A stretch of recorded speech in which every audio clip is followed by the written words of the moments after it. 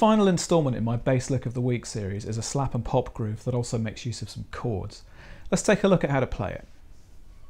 So the first thing we're going to do is strum a B power chord. That's going to be B at the 2nd fret of the A string, the F sharp at the 4th fret of the D string, and the octave B at the 4th fret of the G string.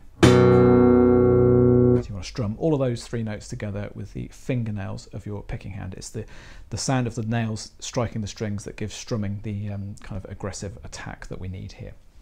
So we're going to strum that chord, and whilst it's still ringing, we're going to slap the B, pop the octave, and then we're going to slap the B twice more.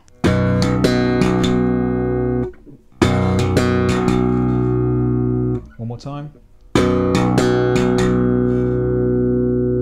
Okay, we're going to change the sound here. We're going to leave the B fretted, but we're going to play the open A string now, and then we're going to pop the E at the 2nd fret of the D string. We're actually going to be popping 2 notes, one after the other. We're going to be popping the E with the 1st finger, and then the B, which we've left in place, with the 2nd finger.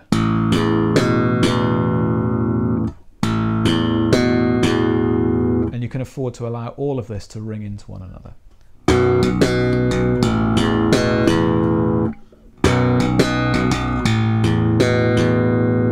That final E that we played there, you can either play that by popping with the 1st finger or slapping with the thumb. I just noticed that I vary between doing the 2.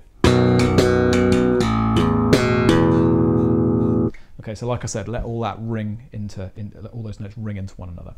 Okay, moving on to the 2nd bar, we're still going to have those notes ringing. This time we're going to play the G down at the 3rd fret of the E string, and the B on the top there. We're keeping that note in place. And then we're going to do the same thing as we did at the end of the 2nd bar, or the 1st bar I should say, this time with an open E string and the E and the B still in place. Okay, so the 2nd bar.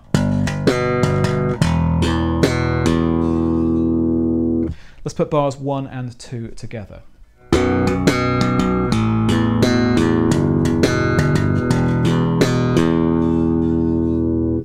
And like I've said a few times already, it's really important that you allow all of these notes to ring into one another, so it really gives a nice chordal effect.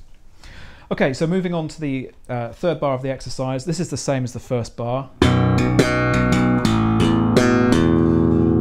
Now, as we move into the 4th bar, we're going to keep the E and the B still ringing, and we're going to play C at the 3rd fret of the A string. That's going to create the sound of a C major 7 chord. Okay, so we're going to get this.